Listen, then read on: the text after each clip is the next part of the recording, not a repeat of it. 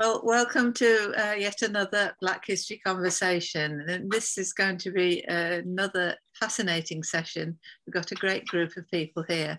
We're just going to start with, can I share screen, Simon? Didn't ask you. And then I can just get us started. I'm Liz Millman from Learning Links International, and my colleague Caroline Sansom is with us today as well from Learning Links International. We're based in North Wales. So this session on Black History Exploring Local Stories is really to consider how we go about inviting people to get involved in what could be a really huge project, but we'll see whether we've got the energy to do that. But at the moment, we want to talk to people who've focused on finding out about Black history in local areas and to explore how best to carry out this sort of community-based research. And we'll be sharing ideas of some of the support resources available. And we're very fortunate today to have Rachel Lang from the Centre for the Study of the Legacies of British Slavery with us, because that's a fantastic resource. I spoke to Dr. Nick Robertson, who is one of the authors of Slave Voyages, and he's going to talk to us on another occasion, and we'll be looking for other recommended resources. So just because I'm here in Australia, I'd just like to say that, going past the pictures, I acknowledge the traditional owners on the land on which I'm currently living. It's the Wurundjeri peoples of the Kulin Nation. So respect to their elders, past, present and future. This land belongs to the sovereign people of the First Nations, and it was never ceded. It always was and always will be. Lost my place here. Always was and always will be. Okay, so I'll now move on to the next one. But just to say that the stories of the Aboriginal people here are going to be told more and more during this month, because we have a day in January on the 26th when we celebrate the invasion of Australia by the British. It's called Australia Day. Everybody has a day off, they all enjoy it, but there are a lot of people who don't enjoy it. So anyway, these are some of the topics I'm going to be covering in this session and what we've been thinking about. And this slide's a slide that we've used before, a little bit adapted. So it's just to say that British Black history, exploring our stories, has been fascinating. And we've explored some aspects of Black English history in some regions of England. We've explored some aspects of Black Welsh history. We've explored several aspects of Scottish history, Black Scottish history. And just before Christmas, we were fortunate enough to be able to have a really good session, and we started to explore Black Irish history with a particular focus on County Mayo. We've also touched on Black American history, Black Canadian history, and we have made a start to look at some aspects of Black European history. We were talking about Spanish history earlier, and it'll be interesting to see if we get some follow-up from that. But also, we've had one of the speakers was from Sweden, and he talked about Swedish links with the Caribbean, and that was something certainly I didn't know anything about. Then we've also explored some African history and some Caribbean history. Now these are all Black histories, but each country looks at its own history and then looks at shared histories. Then we've also can consider European empire building and European colonial history, which isn't always considered under the remit of Black history, but it falls all in the same time and often. And the histories of all the countries which were invaded by European powers. as I said earlier, being in Australia here, we hear a lot about this in this month particularly.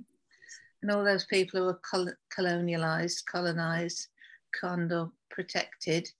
The big thing here in Australia was the appointments of specialist officers who were appointed to protect the Aboriginal communities.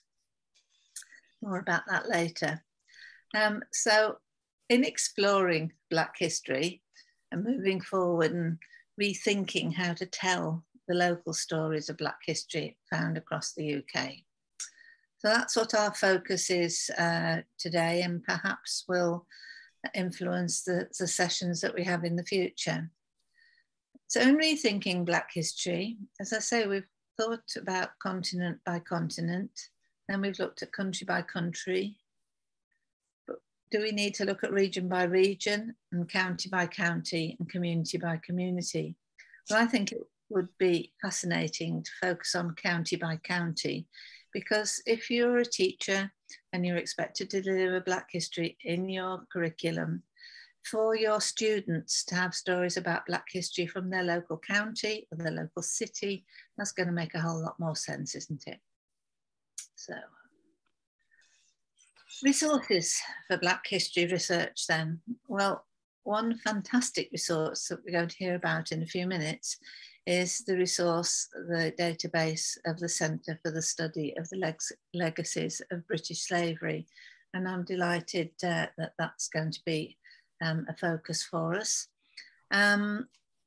Legacies, the book, which I didn't know had been produced in 2014, Legacies of British Slave Ownership, Colonial Slavery and the Formation of Victorian Britain. I think that's one that I'm certainly going to see if I can get out of the library over here.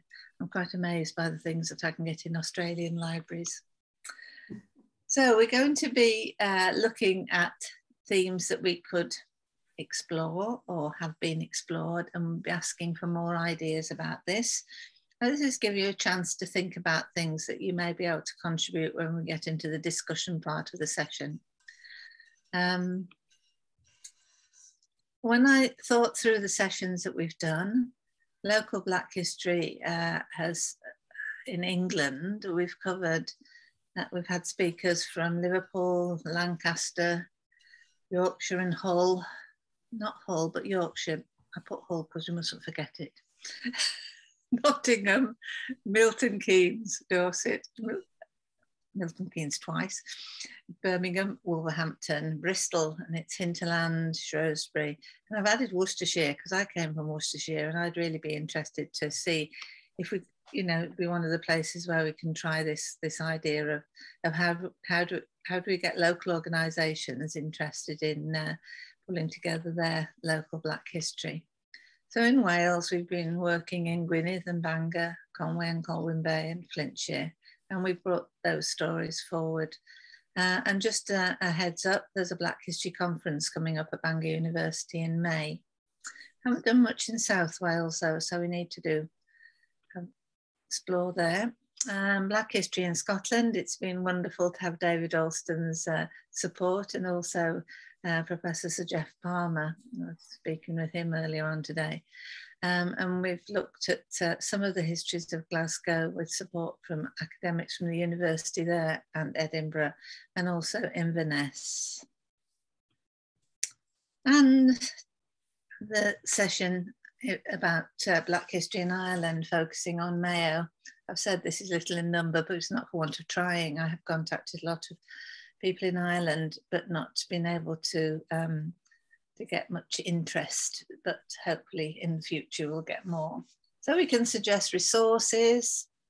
I'm going to go quickly through this because I just want to move the thing on to let you know what we might be looking at, and then develop a list of Black history themes worth exploring. I haven't got football down here, Bill, I apologise, but it'll be added very shortly. So we can think about the other things. And then Audrey sent me an email about 20 minutes ago. about deed, and these folks are based down in Dorset, and their website is just incredible and more or less does exactly what I was suggesting earlier on. So that's going to be really interesting to follow up. So yeah, that's an idea of what we'll be looking at in a little while. So thanks ever so much for that, Audrey, and I've appreciated your other things. And then we've got some updates and other things to follow up with. So I think if that's okay, then Rachel will maybe ask you, are you going to share the actual site, or how are you going to share with us? Can I share my screen? Yes. Okay.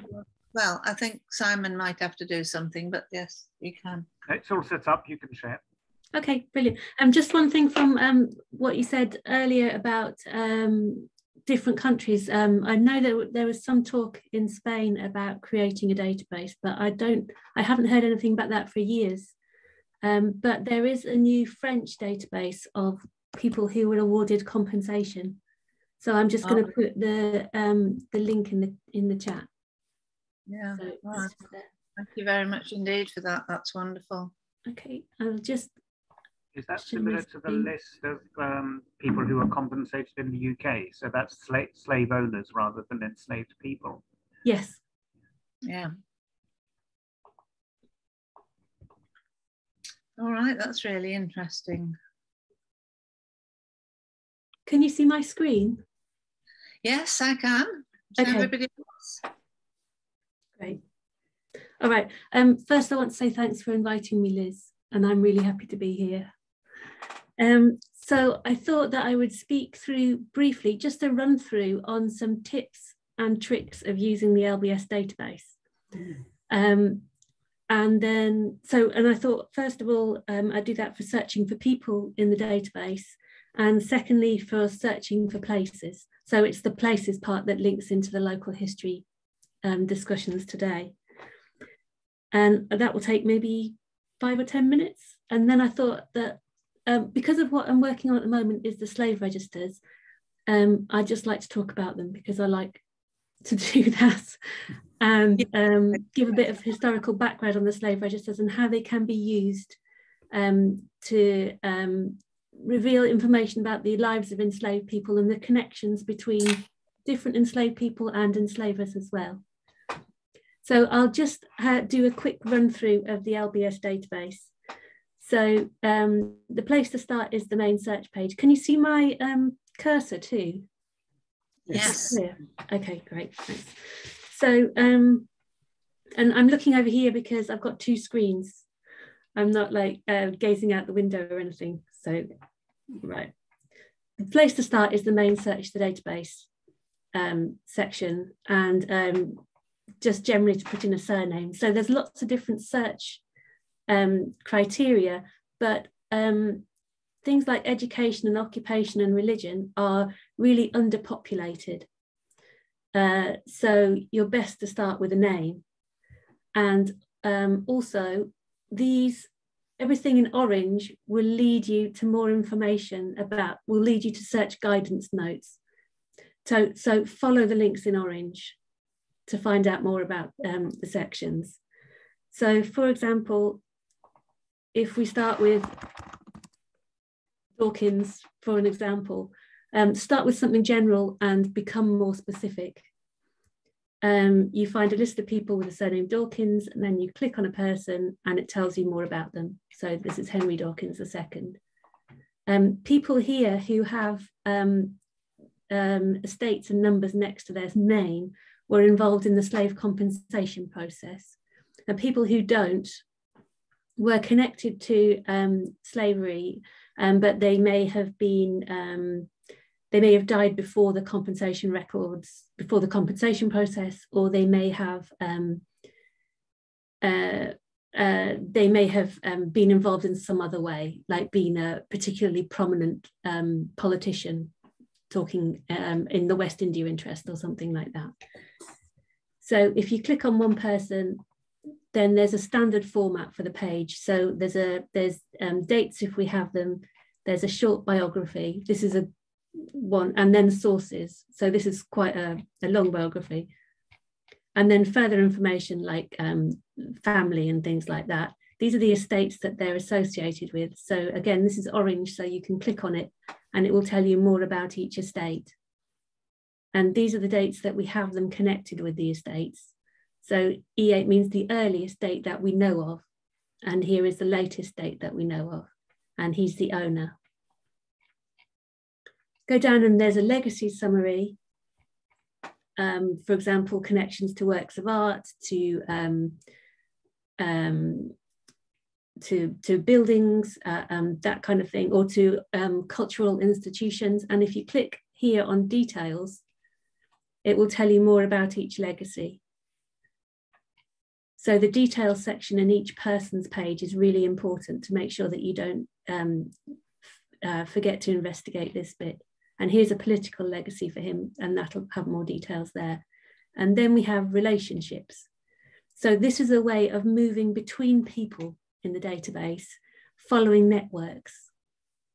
So most of the relationships we have a family, for example, we've got his son, we've got 3 of his sons, 4 of his sons, and we've got his father here, but also some others like business relationships, or sometimes relationships like somebody's an executor of somebody else, or a legatee or something like that. So then say, for example, if you click on his attorney, then you find out more about John Schickel, the attorney, or Scheichel, but also he will have connect relationships as well. So you can move through this web of people. And again, click on the details to find out more about the relationships. When I'm searching, I almost always use wildcards. And the reason is because the spellings vary so much, and even you can have different members of the same family where they spell their surname differently. So if you put in a name and you find some people there, don't assume these are all the members of the same family. Basically, I put in a couple of consonants and some wildcards just when I use the database each day. So for example, if you put in, so the wildcard is the percentage symbol. So say if you put in Dakins, D wildcardkins, you get Dakins and Dawkins, but you'll also get Dickinson and various other surnames. And that's because when you put in a wildcard, it assumes that you have a wildcard at the beginning and the end of each string as well. You don't have to put in the beginning and end ones, but it assumes that they're there. Each search has to include a string of at least 3 characters. But if you but that includes wildcards. So if you put in 3 wildcards, might take a while, but you'll get everybody in the database coming up here.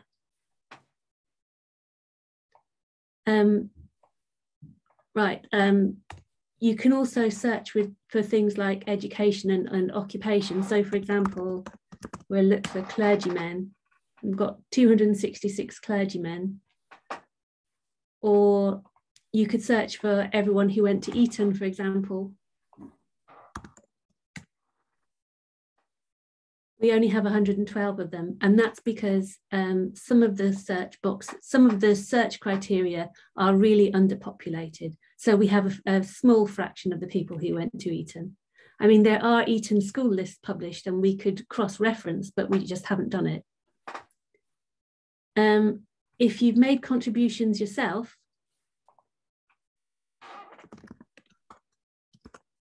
you can look for your name in the sources and it should come up with, oh, no. Oh, that's because Eton's still there. Oh, I'm sure we have things that you've sent in, Liz. But let's put in James Brennan. So we have 37 individuals that James Brennan sent us information on. Let me think what else. If you search the notes, that searches the biographical notes and it searches the wills, where we have wills for people, and it searches the, no, it doesn't search the sources as well, but the note search is a really useful thing to put in any kind of information. What information might you put in there? You could put in a place. Well, you could put in the name of a person if you can't find them in the database and you think they should be there. Because if somebody's connected to something, to someone, but they're not a direct slave owner, then sometimes we've only mentioned them in the notes section for someone else. For example, if you put in Jane Austen, oops, I've spelt it wrong, sorry.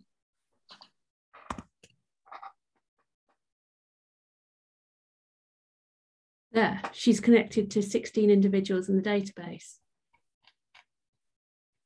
The reason why we have her in so often is because the details of her life have been researched so much. And she's really an example of the way that slave ownership permeated society, because she's not unusual, except that there's been so much research on her wider networks of family and friends. Or, for example, if you add Wilberforce in that section,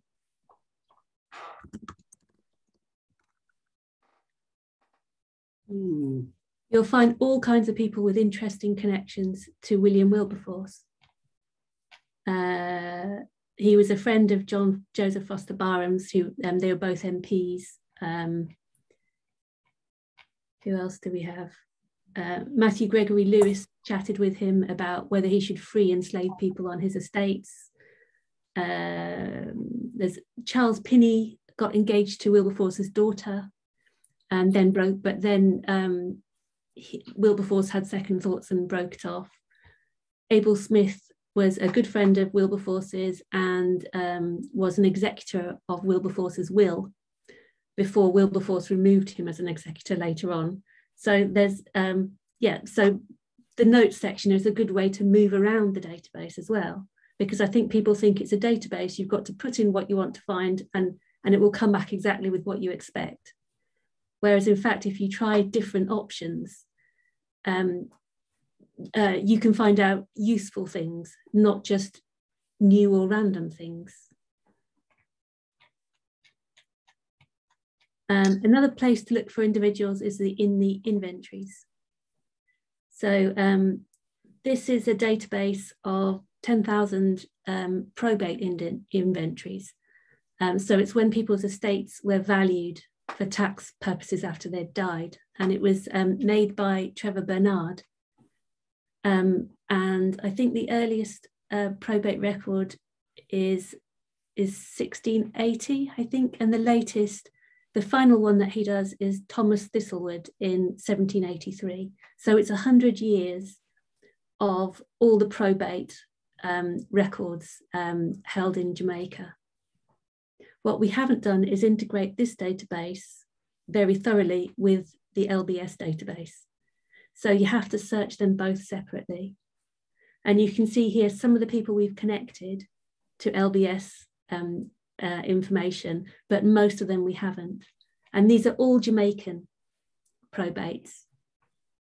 And again, if you click on the details, you'll find... To clarify that, which two databases are you talking about? Is this the Lbs one? Yeah, so search the database here is the Lbs database. Yeah. If you want to search the inventories database, you go to inventories here. Yeah. Oh, and they're not very connected. Oh, right. Another reason why, one reason is that they're not very connected is that we haven't done the work to connect them yet. But another reason is a lot of it is a different population.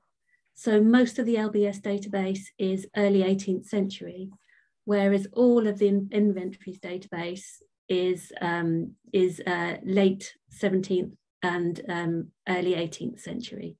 So you do kind of have two different populations. Also, the Lbs database is skewed in favour of absentee slave owners, whereas if a will is probated in Jamaica, then that's skewed in favour of smaller scale slave owners in Jamaica rather than the absentees in Britain. And finally, looking for people, if you don't know what you want to look for at all, then go to the people of interest section, which is at the bottom of the page here. And this is just people that we've highlighted that we have a particular, particularly interesting amount of information on. Yeah, people whose stories we've investigated a bit more, and we've just started to add enslaved people to this as well. So I think the first 6 are enslaved people. So that's a bit of information about searching for people, and now searching for places, which is a bit more complicated. So to start with, looking for places in the Caribbean, you can go to search the database and search the claim details to narrow down claims by colony, and for Jamaica only by parish. But we have very few estate names in this data because they're not generally given in the compensation records. So another way to look for places in the Caribbean is to go to the maps. So say we go to the Jamaica maps. On this map, we have every sugar estate in 1804 and a fair amount of smaller pens as well. So if you zoom in, whoops, you can click on an estate and it'll tell you more about the estate.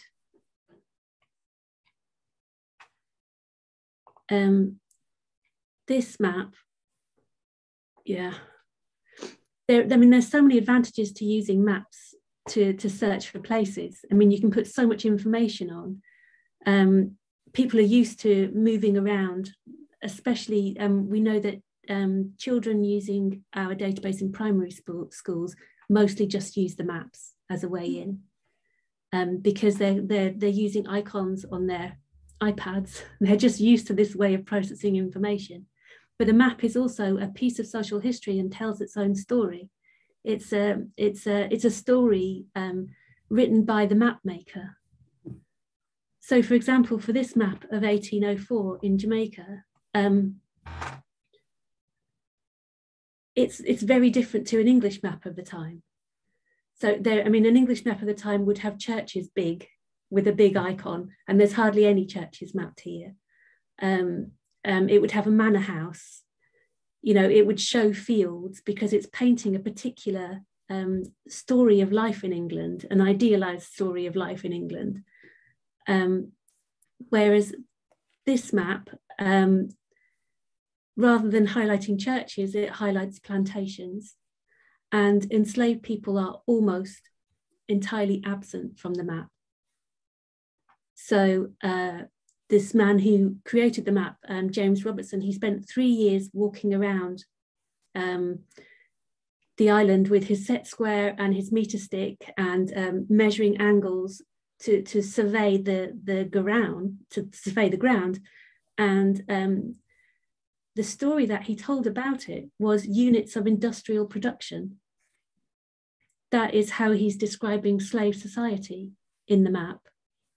I mean, these pages, these links, he's not plotting an estate of several hundred people with a manor house, a village, and a church.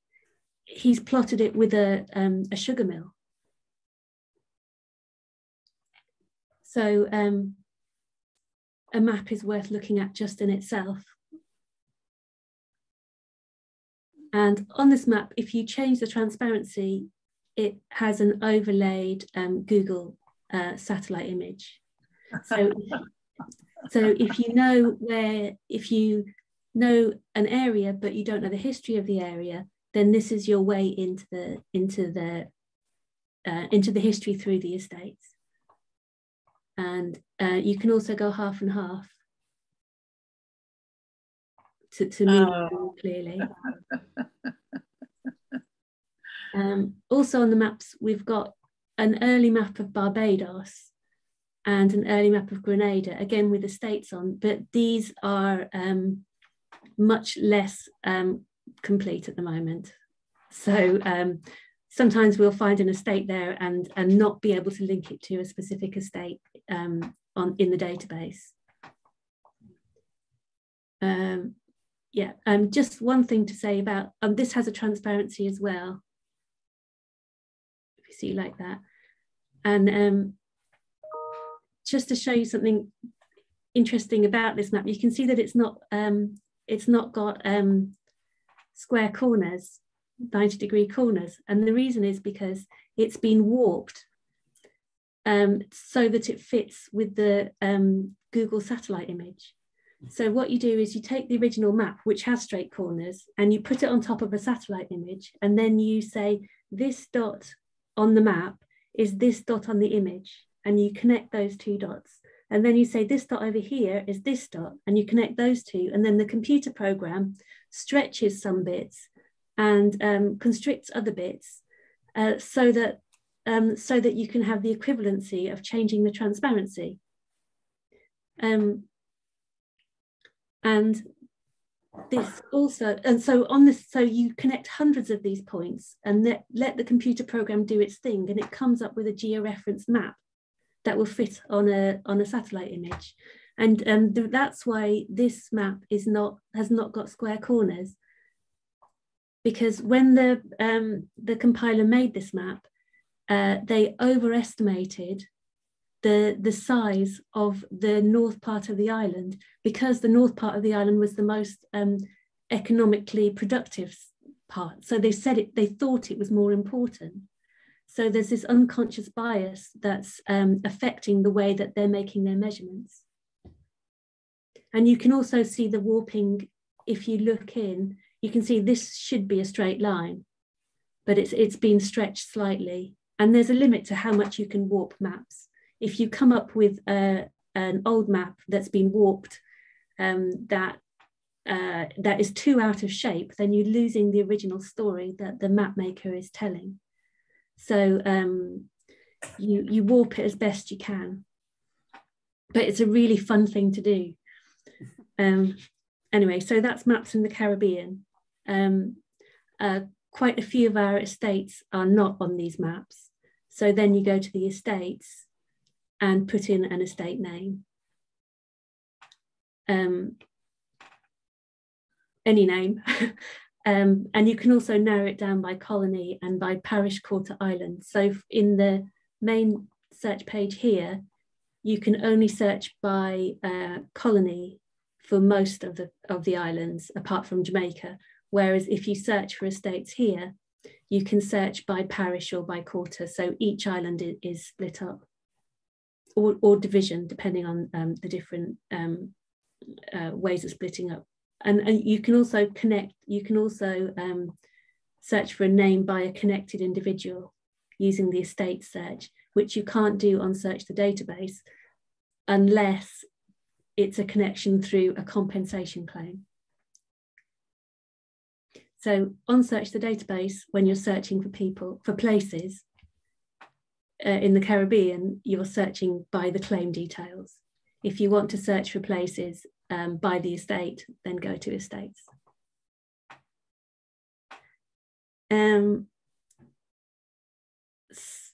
What else? An interesting way of looking at searching for places is to connect places in the Caribbean with places in Britain through the names of the places. So if you're interested in Edinburgh, well, let's put, yeah, Edinburgh.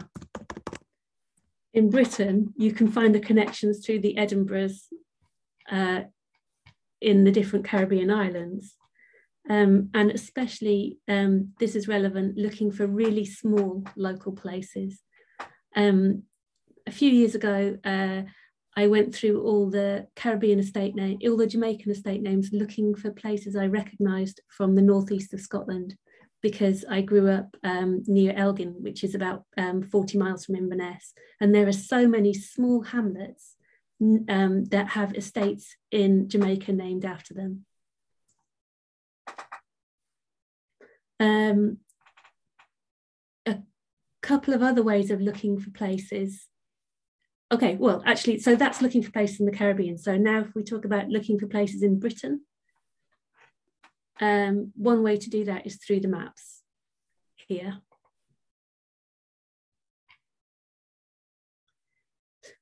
And you can just zoom in and zoom in further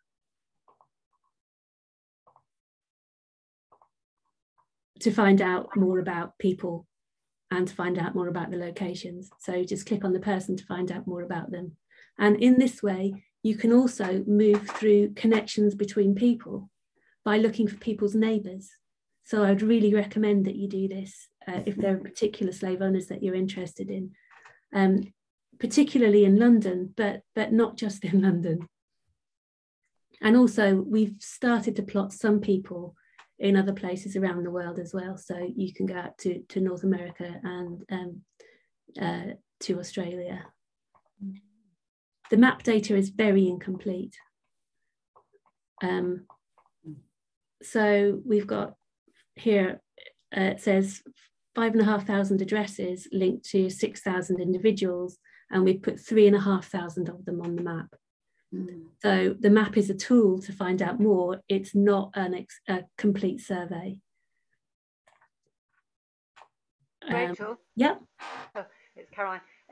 That's interesting that you picked out Beacon Place, because that's where my parents live. The house is no longer there, but they live on the land that belonged to Beacon Place, and my dad did a whole study about it, but I had no idea that it was linked with a slave owner or anything. It's incredible.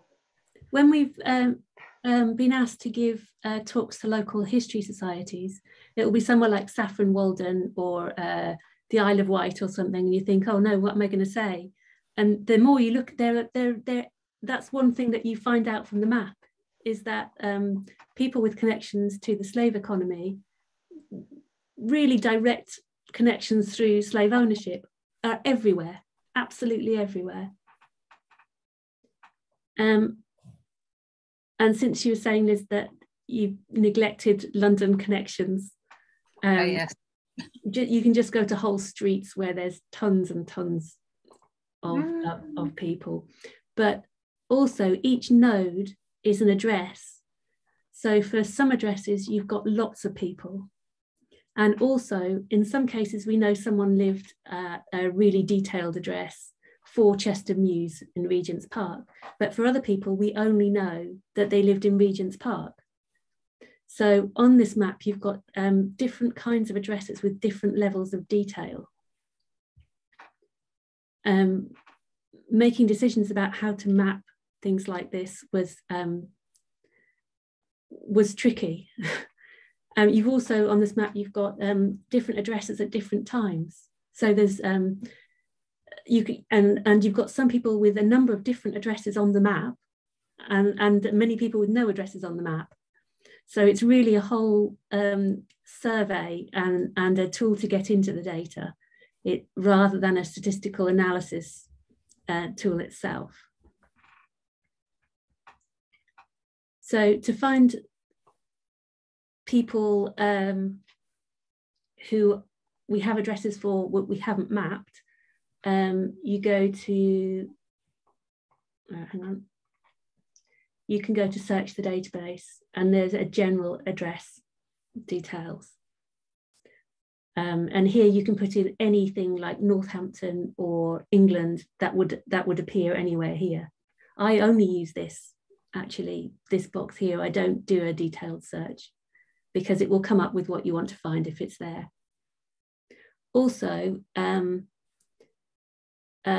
sometimes we have information about addresses in the notes search section that haven't yet been put through into the address details section. So if you're looking for something like Worcester, I'd put Worcester here, but then I'd take that out and put Worcester in the notes search as well, because there may be connections that aren't addresses. It may say something like originally from a Worcester family or something like that, when we don't know their address in Worcester or exactly what dates they were there. So you can put it in two boxes at once. You can do that with this whole form. You could put in Eton and Clare and politician and find all the politicians who went to Eton. Or you could, but for Worcester, I would put Worcester in the quick address search. And you've got 33 individuals there, includes Worcestershire. And I would always do the broadest search.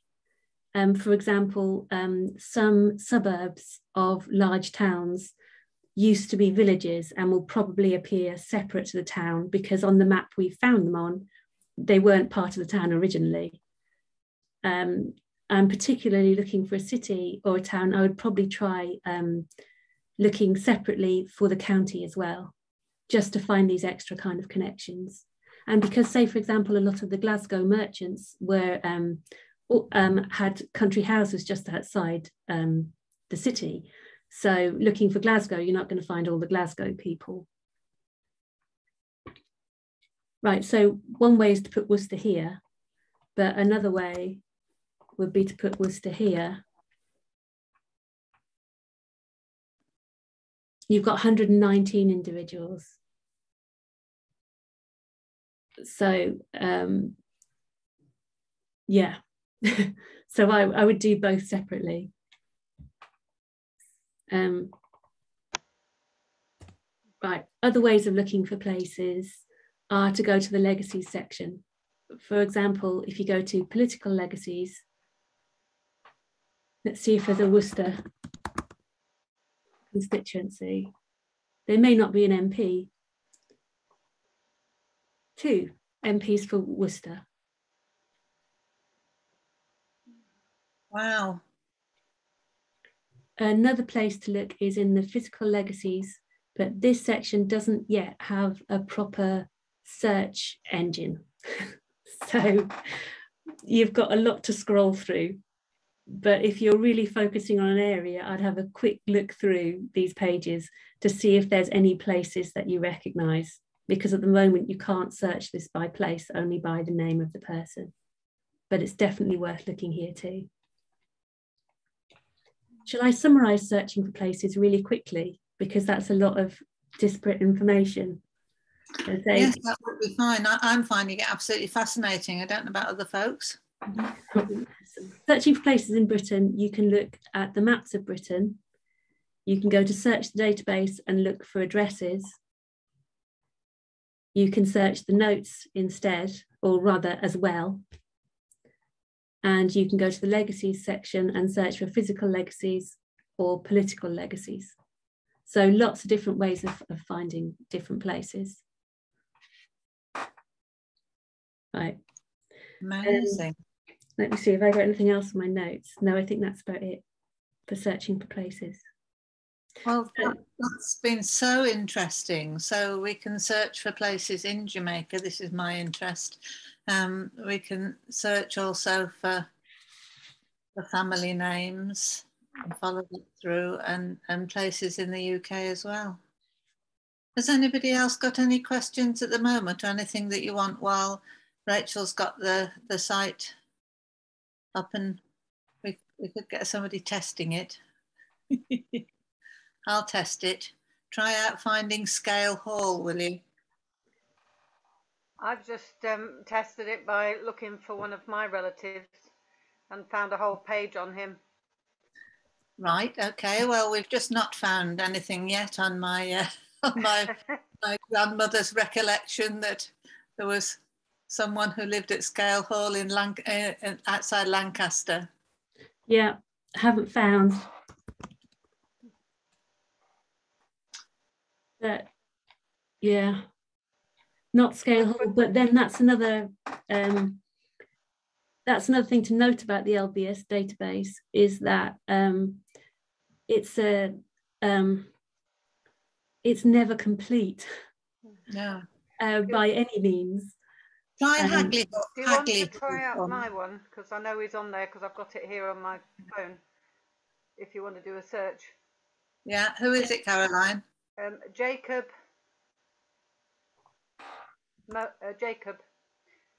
Moens, M-O-E-N-S. Yeah, there he is. Wow. Do you want a date of birth or anything? No, he's here already. Yeah. Yes. So we've got dates of birth and a short. Yeah. That's right. Yeah, that's him. So if you've got information, you're happy to receive additional information, Rachel? That's a difficult question. So we have one full-time member of staff, that's me, and we have one part-time member of staff, that's Matt Smith, who's the director, and that's all the staff that we have.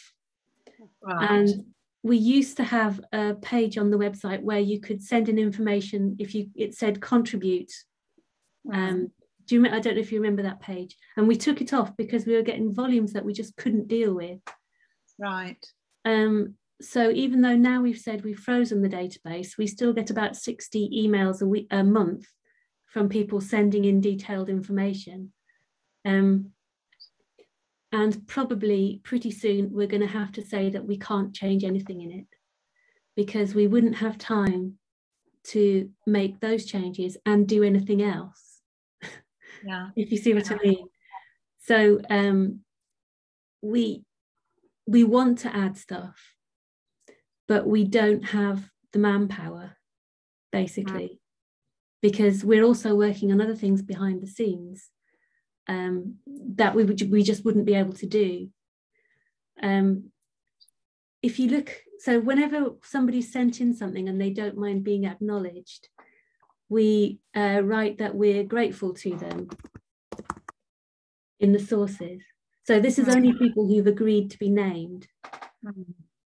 So 3,645 entries are based on information that we've been sent generally by members of the public. And these are our best entries by far, you know, because so many local historians and family historians have done the kind of research that we just can't do in these areas. We're not at the local archives. We don't have the time to spend on one person or one family. So the best things about LBS is what other people have sent us. But at the same time, this is something that we just can't keep up with. Yeah, I can understand that, gosh. So if you do send us things, source it really thoroughly, because sometimes we get contributions and there's no sources, and everything that gets put through has to be checked. So it's got to be a source that we can access or somehow find. Yeah, so basically it would be good if we could if we could cope with the readership that we have and share the information that other people are producing, but mostly we can't anymore, although we try our best. Right. Teo has asked, he says he's got a poor connection, he's on the train, there's me thinking of flying. What am I thinking about? My wish list. How is this research and archiving funded at the moment? This is his question. At the moment, we're funded by the Hutchins Centre at Harvard. But that funding's just run out. Oh, right. So, yeah. In the next few months, we're looking at not being funded. Right. I mean, I'm wondering, in terms of families that are interested in reparations, one of the things that would be really useful would be to make a contribution for further research on this project. You can make a contribution. If you go to the homepage, support the work of LBS. All right. There's a link. Well, we can certainly put it on, and families can maybe people like, I don't know, I'll just name a name, Alex Renton, who spoke to us at the last session that we had before Christmas. And Alex has researched and written up his family story, and he said he's got a section on his website about reparation, and you know, some people may think this is one aspect of the important work that's going on that they could support. Who knows? That would be great. Yeah, that was fantastic. Now, have you got any questions apart from anybody else who's dying to find out whether their distant relatives, ancestors had a link? I'll find the link with Scale Hall at some stage. Okay, anybody else want to dive in? David? Yeah, thanks very much, Rachel. I mean, I've been using the database for years, and I learned a huge amount from your presentation. It has made me realise just how, you know, there's so much more to the ways in which it can be used than I knew. So thank you very much. I wondered if you had any time to say about something about the future directions. You mentioned the slave registers earlier on, and I mean, I think there's, I mean, getting down, I suppose getting down to, within the UK, I think getting down to a local level is important. And sometimes that means looking at some of the very small scale holders of enslaved people who are not going to appear as entries on the database. So I suppose my first question was, are there any plans? I don't know how much more information would be available in the original compensation claim documents. And are there any plans to have these digitized to have direct access to them? But the other thing was, I'm really interested to hear what you had to say about this, the registers of enslaved people, because that does seem to be such a rich source, but the digitization of it is incomplete. So where's it all going? Okay, firstly about the small scale slave owners. We have everybody who was awarded compensation in 1834. So there's a complete census there of slave owners. But when we have earlier records, we've generally limited it to people who owned 15 or more enslaved people. So the estates that we have almost always have 15 or more enslaved people, and this means firstly that we don't get the local slave owners who are in the Caribbean, which heavily weighted in favour of absentees, and also that we don't get most of the women who were slave owners because they're generally small-scale slave owners, and also we lose almost all of the slave owners of colour, free people of colour who were slave owners. We have been, I think we've got about 2,500 people who we know in the database were people of colour who were also slave owners. But we've kind of recorded this as we've come across, we've recorded these people as we've come across them. Most of the small scale slave owners we don't have at the moment. I don't know of any plans to digitise the compensation records themselves, but they don't give much information about enslaved people. Generally, it'll be a number, and then at the bottom of the claim form, it'll say maybe a list of the babies who've been born in the previous 6 months since it was last updated, and that's all you'll get about enslaved people in the compensation records. And also, the parts of the compensation records that are the most interesting are the ones that it would be most difficult to digitise, because they're the letters that slave owners wrote into the Compensation Commission. It's not the bulk of the stuff which is forms and that kind of thing, you know, people filling in their claim forms or their counterclaim forms and that kind of thing. So digitising the records wouldn't be as straightforward as adding a claim form for every claim. You'd have to sort through the letters and connect the letters to people and to claims. But there's a load of extraordinary stuff in the compensation files at the National Archives at Kew. About where to go now, the plan is to shift the focus from slave owners to enslaved people. And the main way of doing that is through the slave registers.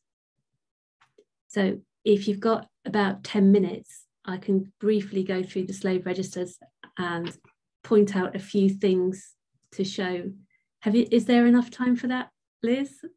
I think so. I think everybody else will agree, because this is just such a valuable opportunity, Rachel. And so please, yeah, carry on with that. So I'm just going to share my screen again.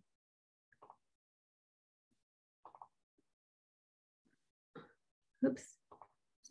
Right, that's lovely. Okay. Okay, so here's a typical page from the Slave Register. So if I'm just going to briefly outline what the slave registers were. And at the moment, I'm transcribing the St Andrew slave registers, and I've just bookmarked a couple of people that I found in the registers to give examples of the richness of the records.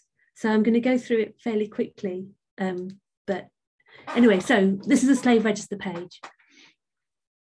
And there was an Act of Parliament, the Slave Registry Act in 1817, made it compulsory for slave owners to register basic information about the enslaved people that they owned. So the first slave register was, in most islands, was 1817, but in some cases, some islands a bit earlier, I think Trinidad in 1813, and I think St Lucia in 1815, but generally 1817 is the first slave register. So it's a complete census of slave owners. So here we have a return of slaves in the parish of Port Royal in the possession of the Reverend Thomas Simcox as owner.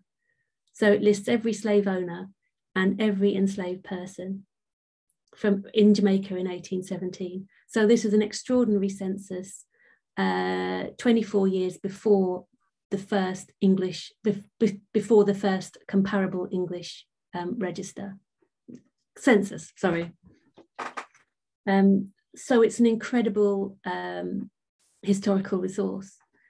Should also say that the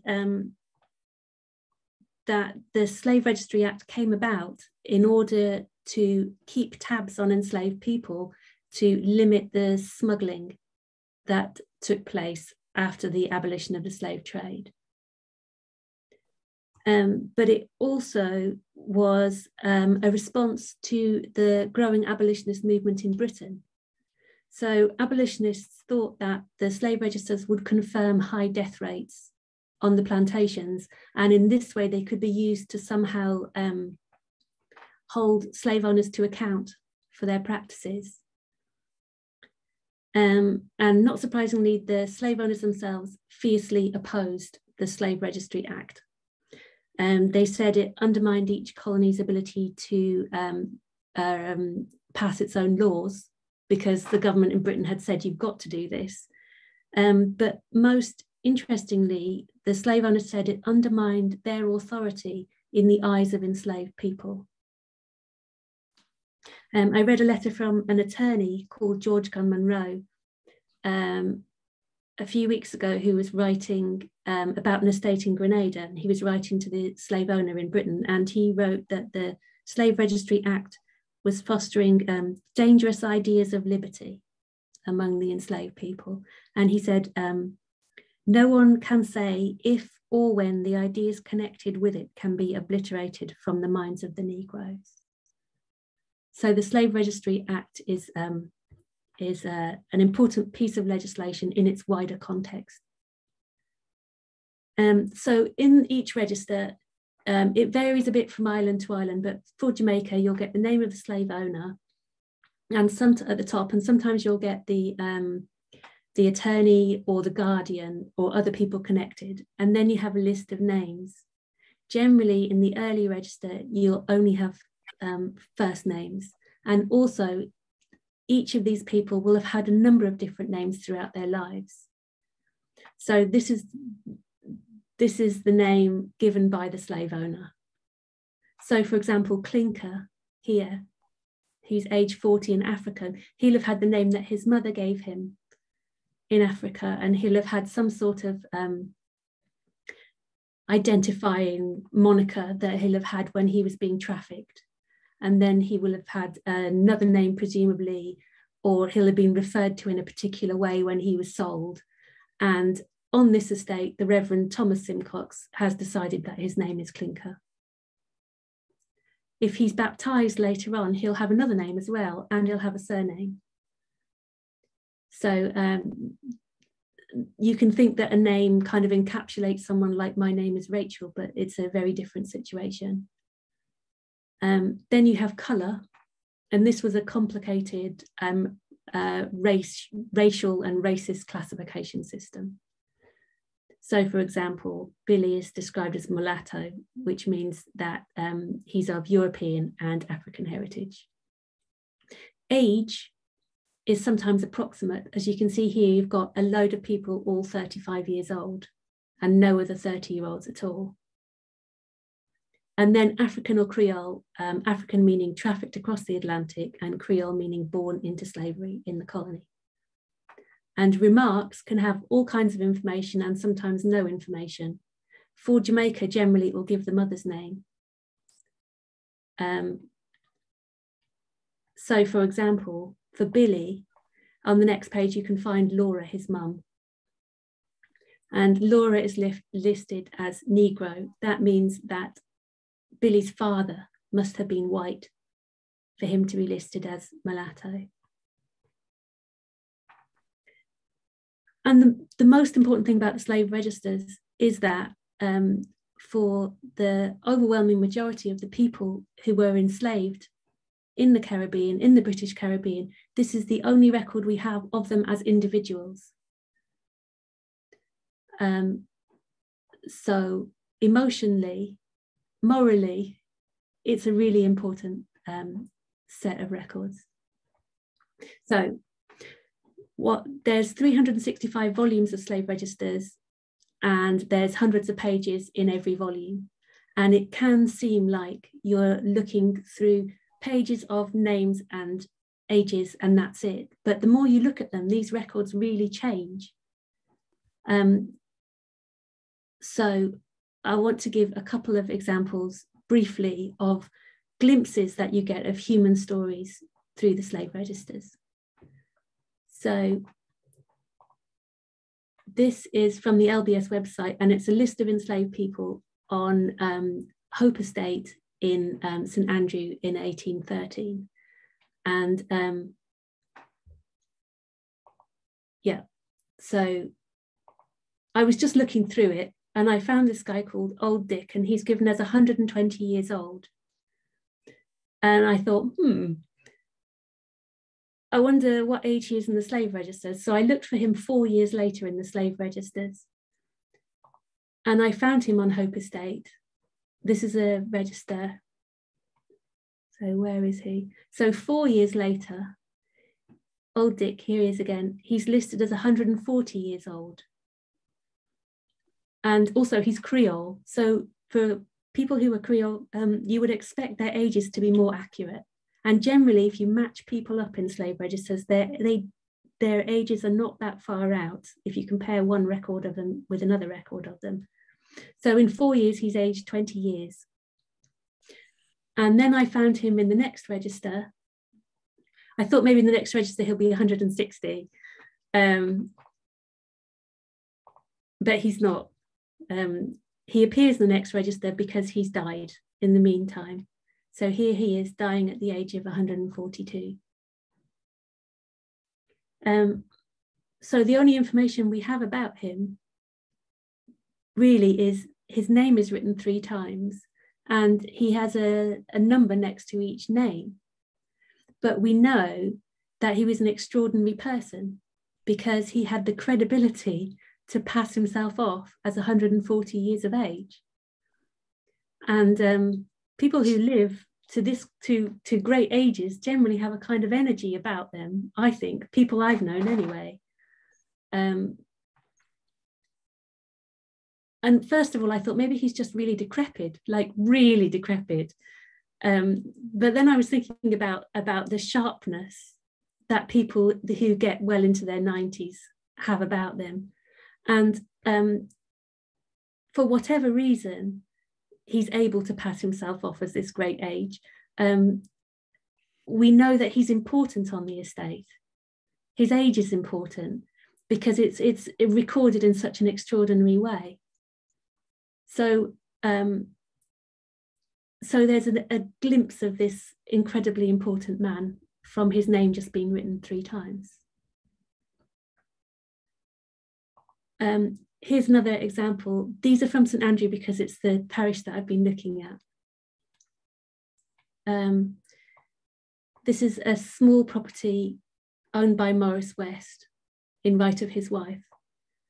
And here we have Chloe, age 35, and rather than African or Creole, it says she was, do I need to increase the size of these? I don't know. Yes, a little bit. Well, I'm looking on the laptop. Right, so there's Chloe. It says born on the passage from Africa. So, and she's 35. This memory of the Atlantic Passage is continuing 35 years later, not only in the enslaved people, but in the slave owner.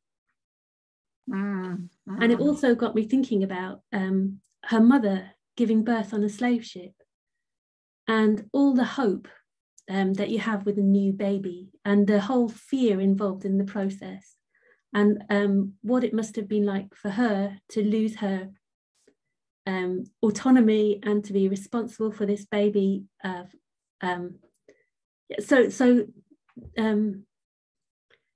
people behind the lists come through in all sorts of extraordinary ways and important ways. She's not the only person that I found born on the passage from Africa. Sometimes it will say born at sea.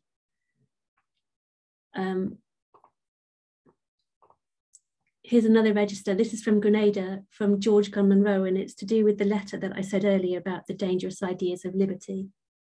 So the background to this estate, this is Bolio Estate in Grenada. And the background to the estate is that John Julius Angustine is the trustee of the estate, and it's been losing money for decades. And the new manager, George Gunn Munro, is saying that rather than because he's mismanaging the estate's losing money because Angustine is not investing in more enslaved people.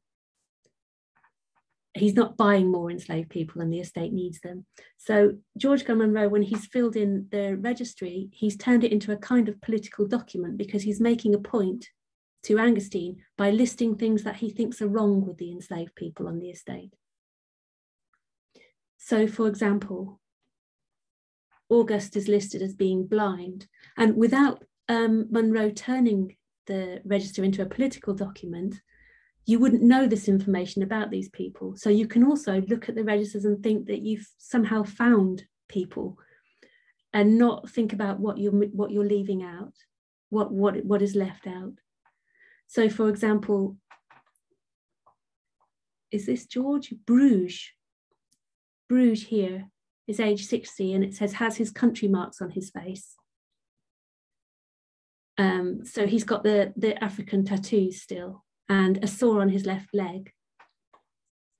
But what you can see from the Bolio estate is that even though Munro in his letter says that the enslaved people are as happy as they can be in any part of the colony under his management, there's a large number of injuries and disfigurements listed. And well, so for example, Duncan has slight sores on the right leg, or Good Luck has left leg bent inwards, no marks. There's one child in this list who's described as rather dwarfish, and it also shows the attitude of Munro towards the enslaved people he's in charge of. So for example, here we have Jane Rose, and she's Creole and age 58, and Munro has written about her arms twisted and sore legs, a perfect object.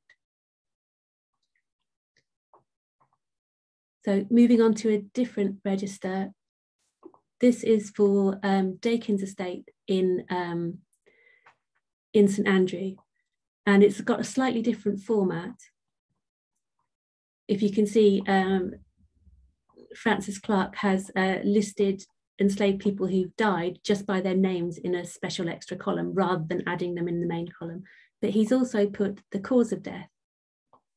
So for example, here we have Chip died of a stricture, James drowned, but also we have Thomas who died of eating dirt, and Alan, who also died of eating dirt, and Lewis died of eating dirt, and Romeo eating dirt, Richard eating dirt, also England and King, because these two are ditto marks of eating dirt, Kingston, Damon and William, Kingston and Damon, and James and London, and Moroni, and Daniel and Prince, and Edward and Sam and Toby, all listed with the cause of death as dirt eating. So that's 17 out of the 28 men who died on this estate in a 3-year period. And this is an example of a way that the registers pose more questions than they answer. But eating dirt was an imported practice from Africa. Physicians at the time noted that it decreased when access to food increased among enslaved people. So it's linked to nutritional deficiency.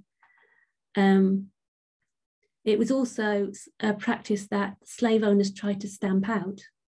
So it was an example of enslaved people controlling their own bodies. But my guess on this estate is that the slave owner is blaming enslaved people for their own deaths, rather than there being an outbreak of eating dirt. I've got 2 more examples. One is Lawrencine, also in Grenada.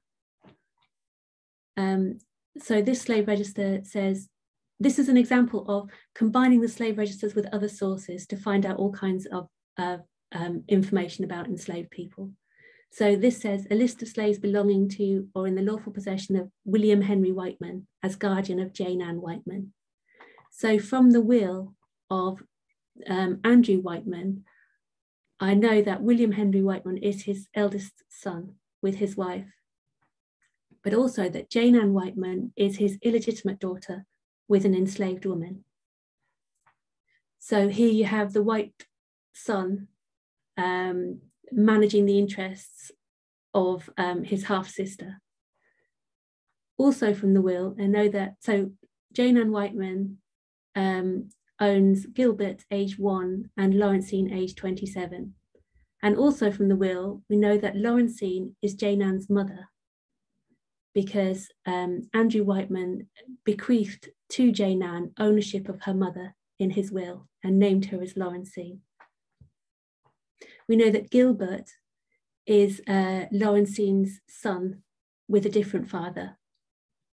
And you know he's a different father because he's given as black and he's 1 year old.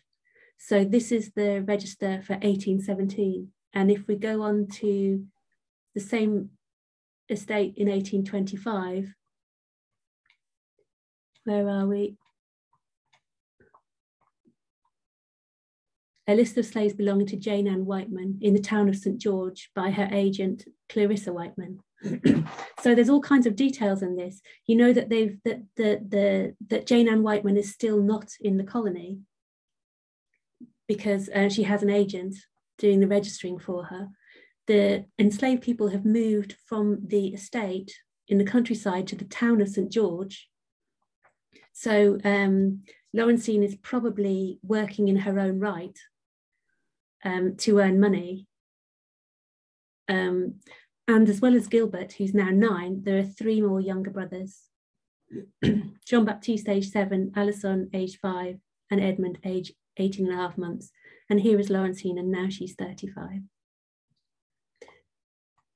Also, we know from the will that Clarissa Whiteman is another daughter of the slave owner, Andrew Whiteman. And her mother was also an enslaved woman, not Lawrencine. Her mother was named Madelinette, and Clarissa was bequeathed ownership of Madelinette in Andrew's will as well.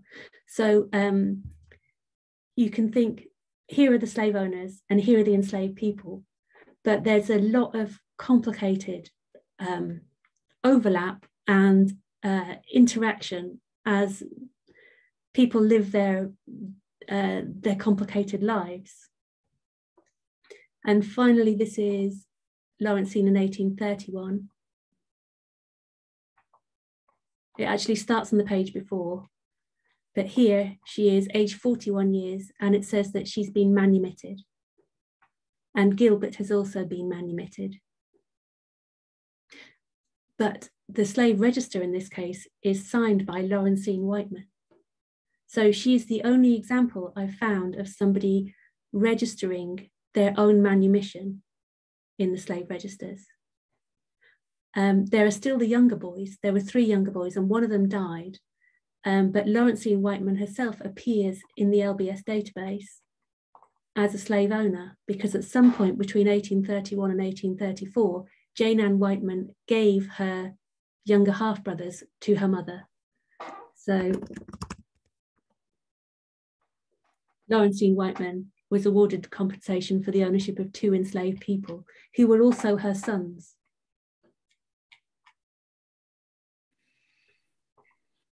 And this is my final example of connecting people in the slave registers with other sources. So this is Salisbury Plain Estate in St Andrew.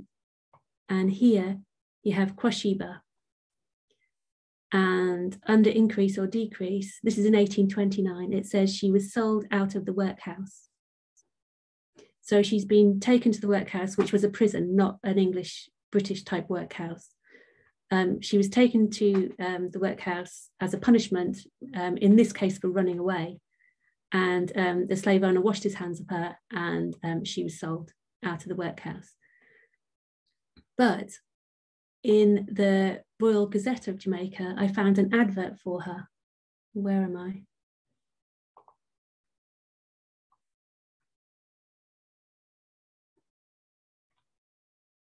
So this is the Royal Gazette from 1826, and she's in the Spanish Town workhouse. And it says that she will be put up for public sale, sold at the Cross Keys Tavern. But the advert gives us a lot more information about her and her life. It says Phoebe, a Creole, 4 feet 4.25 inches. She's marked Nelson on breasts and 10 on right shoulder, which means that she's been branded, which probably means also that she's a persistent runaway, because generally branding was more common for persistent runaways. And when she was taken into the workhouse, it says, first said to one Miss Roberts, a free black in Vere. So when she was rounded up, having run away and taken to the workhouse, she said that her name was Phoebe, and the slave owner was Miss Roberts, who was a free black person in Vere. But that story didn't pan out. Miss Roberts wasn't able to come and collect her. Either she didn't want to, or she didn't have the paperwork. Because, and when that didn't work out, Phoebe or Quashiba came up with another story instead. Secondly, to Thomas Oliver Esquire in St John's. So she's come up with another story to try and get herself to go somewhere else instead. But that story didn't pan out either. But it is very lately ascertained that her right name is Quashiba, and she belongs to Salisbury Plain Plantation in St Andrews. Mr John Smith is proprietor. So when she was taken to the workhouse, she came up with all these alibis to try and negotiate a better life for herself. And none of those alibis worked in the end. And in fact, I think this is the 4th advert referring to her in the Royal Gazette, because the earlier ones say just that she's Phoebe and belongs to Miss Roberts, and then that she's Phoebe and belongs to Thomas Oliver. So you can see over time her story unraveling. And the conditions in the workhouse were so appalling, for it to be a punishment, it had to be much worse than on a plantation. And she's staying there these weeks longer to try and control what happens to her afterwards. So there are my examples from the slave registers that I've been using recently the reason why I've been using the slave registers is to create another database of enslaved people from the registers. We've been working with Family Search. Let me stop sharing. We've been working with the Latter-day Saints Family Search to arrange for the for new high resolution copies of the slave registers to be taken and made public. So that will mean that the images are better quality. Hopefully they'll be in colour. The indexes will be made using crowdsources on the Family Search website, but will hopefully be better indexes and more thorough ones, because at the moment the ancestry indexes of the slave registers are really poor, I think. And if we can then include these indexes on the LBS website, then we can connect enslaved people to estates, to the maps, to slave owners, and we can also connect them across different registers. And that's the really key thing that LBS wants to do. So the 1817 register was the only complete census.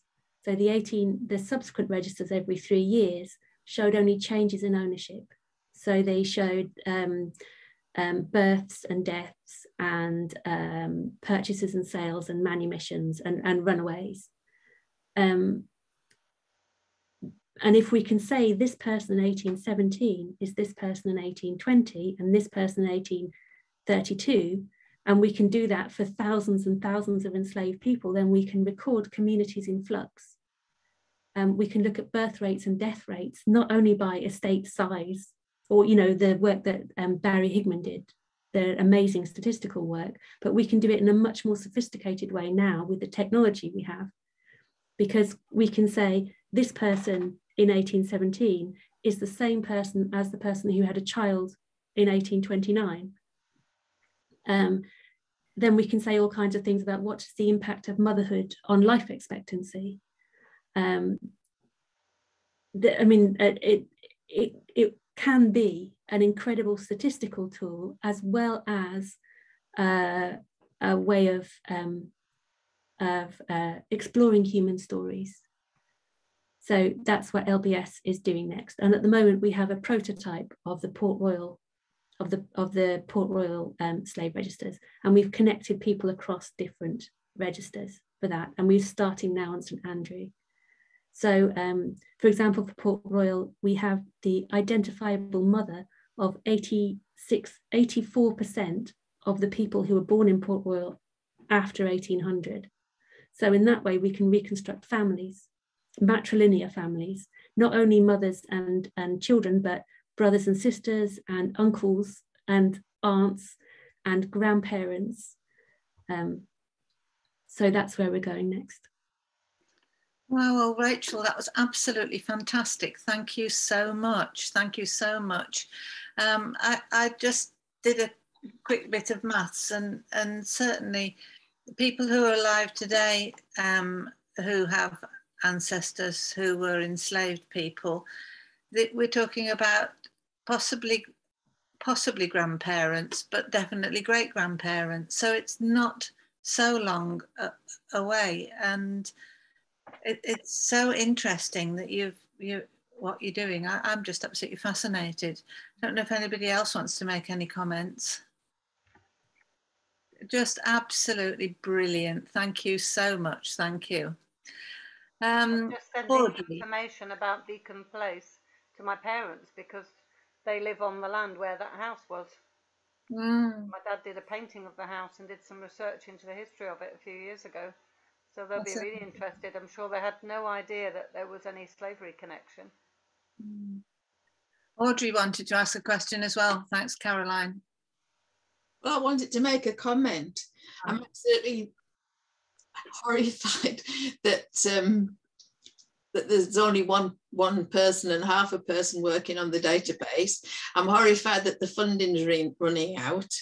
And while I'm absolutely thrilled that you're doing the stuff about the enslaved people and finding their stories, I'm horrified again that other slave owners are not going to be put on the database. I've had a lot of conversations over the years and emails with Nick Draper, and used to send him information whenever I found anything. And one of the things was that we knew about people in Yorkshire way, way back, long before the 1800s, some way back into the late 1600s. And that didn't appear on the database because at the time you were just looking at the slave compensation people, and a lot of people who've been out there in the early days, you know, unlike the Draxes that have been there all the time, you know, they got out, or they married into different families and things, so they'd long disappeared long before the compensation came up. So I was hoping, I thought Nick said that they were going to look, you know, onto more earlier dates. Well, it sounds like that's been put a stop to by looking for the enslaved people, and I can see why that is. I mean, that's really, really, really important, but I would like to think both things were happening. And then I'd just like to make a comment that one of the strengths of this database and the whole project is the way it was set about, and that the community was engaged right from the very beginning, and community adding to it was really important. I mean, I remember they had when they started the project, they had these days set up all over the country, and I went to the one at Newcastle, and Nick was there, and Professor, John Oldfield? No, Catherine Hart. Oh, Catherine, yeah. They were there, and they made I don't know whether they paid our expenses for going, but they certainly gave us a lunch and a really interesting day, and took us all through what they were trying to do. And that was absolutely crucial, I think, to the success of the venture. And I think a lot more academics need to do that. The community historians often know a lot of things from different kinds of records than academic historians know. And you put the two together and you really get a bigger story, a much more important story. So I'm really disappointed that I was hoping I could get your email address and keep sending bits and pieces to you. But now, I can understand you're too busy. You can't be doing those sorts of things. But that is a big disappointment. And I don't know where you're going to get the funding from, but if you could get the funding and young historians involved, students maybe involved again in doing things for the database, it needs to be expanded. It needs to be expanded astronomically, not run down. I know that's not your responsibility, but they must find somebody from somewhere to fund it. It must carry on. Because it's such a picture of our history that we never knew, and we need to go further back. We need to go right back to the beginning and get those stories and get them recorded. Yeah, I don't think anyone who works for LBS would think it's not important, or that it would be fine that that we have no resources and can't do anything more with it. It's not through lack of trying. I'm sure it's not, but I don't know how we persuade somebody to cough up. Perhaps Drax could pay something for it. It would improve his reputation. Well, yeah. Think out of the box, Audrey. Sorry? I think we need to think out of the box. Yeah. I think in terms of just what you said about the earlier records, so we have done some things with using earlier records, mainly the accounts produce. Do you want me to go through what the accounts produce are just quickly? Any estates that were owned by absentee owners, or were going through probate, or were owned by people under the age of 21, whenever there was a manager in place, they had to publish annual accounts. So the accounts produce are the annual accounts for estates that are run by managers in the absence of an owner. And they start in 1730. And we've gone through the volumes from 1730 to, I think, 1804. And there's about 20,000 entries. And we've added 16,000 of them to the database. This is just for Jamaica. What we haven't done yet is connect all of the people named in these estates. We haven't made them all individual people in the database. So we have done some going back to 1730. There are obvious places to go. I mean, one is to go back in time. Another is, before the slave registers and before the accounts produce. So there's a big gap there. Another is to go forward in time to what happened to enslaved people and enslavers after abolition, which also a very interesting subject. Another is, because we have a high focus on Jamaica, is to look at other islands, other islands. So there are huge gaps I mean, there's little islands. I know, I mean, some people have never even heard of Tortola. I don't know if that's how you pronounce it, but I mean, there's a connection with Yorkshire with Tortola, and I think Quakers, and you know, and I'd love to know what was going on there. But that's, I came across the title of a book the other day and lost it. but it's a Tortola, and then we're interested in St. Vincent and lots of islands. So, you know, Jamaica's great, but there's lots of other places. I think Alison wants, you know. Thanks very much, Audrey. It's great to, you know, to hear of involvement for over the time. And Teo also put a message in the chat, and Teo says that he had Nick Draper give a talk at a festival he was organising in London in 2013, which was near the beginning of the project. It's tremendous, fascinating, interesting to see how many more strands have grown out of it in that time. So that's really lovely to know, you know, that Teo, you've been involved a long time. That's really, really good. Nick is now working on a new database of slave traders. So it's a kind of cousin of the slave ownership database. It's called Legacies of British Slave Traders, and it's a new project that's just begun. I think the person in charge of it is Will Pettigrew at Lancaster. But Nick's working on it as well. I think it's a 3-year project, and they'll create a database of slave traders, which will obviously overlap with the Lbs database, and is going to follow some sort of vaguely similar format. Who did you say it was? Nick? Nick Draper. Draper. Because we Nick Bradburn from Lancaster spoke with us a few weeks before Christmas, and he was talking about gunpowder.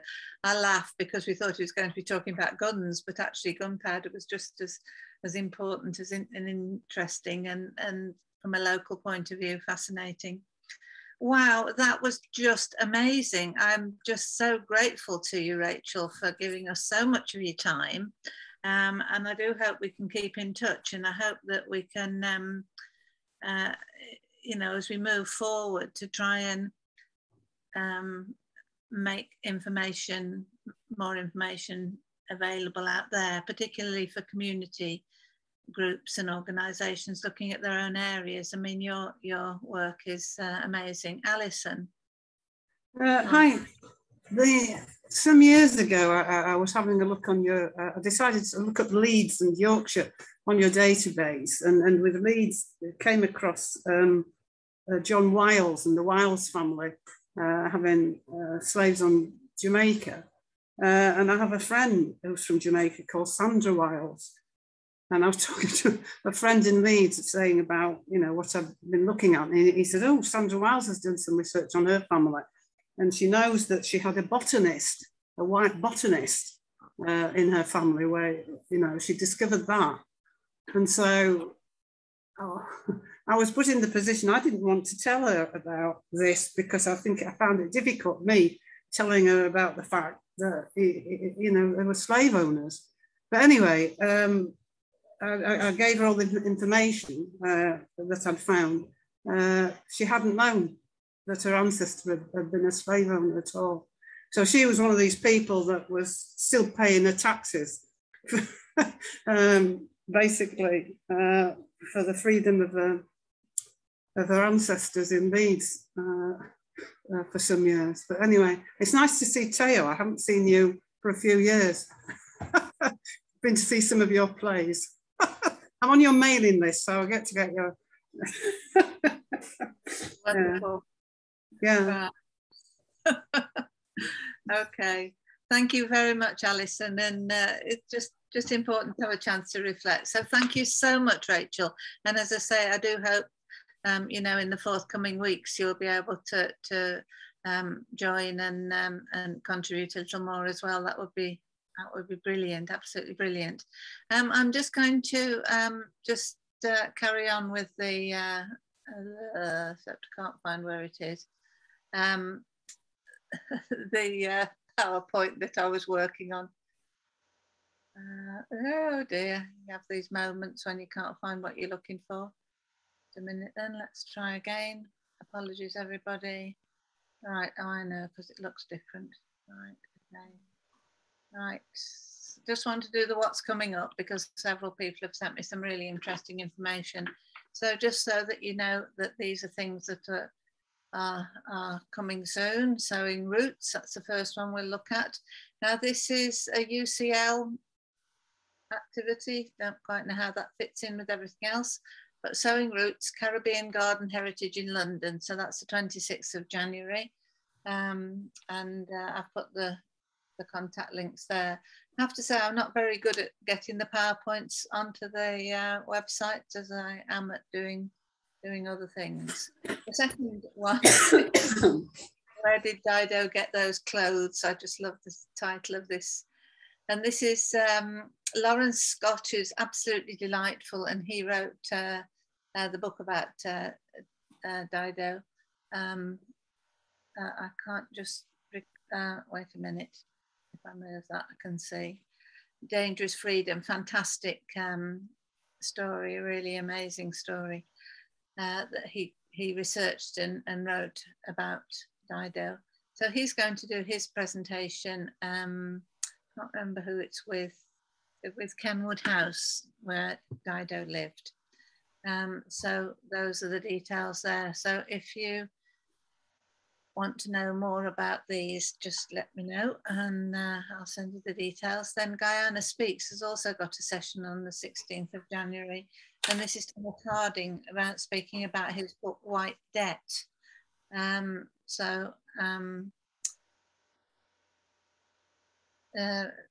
Janita sent this information to us, and it sounds absolutely fascinating, and particularly after Alex Renton spoke. Thomas Harding, also a reporter and writer, so good. So that's just a bit more about that, and then news. This was sent to me, I can't recall, maybe it was you, David, to say the National Trust in Scotland have now published a report on connections of their properties to slavery. So when folks have had a chance to talk about that, I don't know, David, if you'd want to talk about it, or if we can invite somebody from National Trust Scotland to talk about what they've found. And this is just a little bit from that report. I only just got through the beginning bit. But I noticed that in the co-authors and contributors, David Alston's name comes up first. Extensive support relating to the Grant family and Hugh Miller. And that's great. It's a great advantage to have a surname beginning with A, but it's really good to see you there on the list. That's really, really good, really supportive of this work. And then that's just a little bit more about it.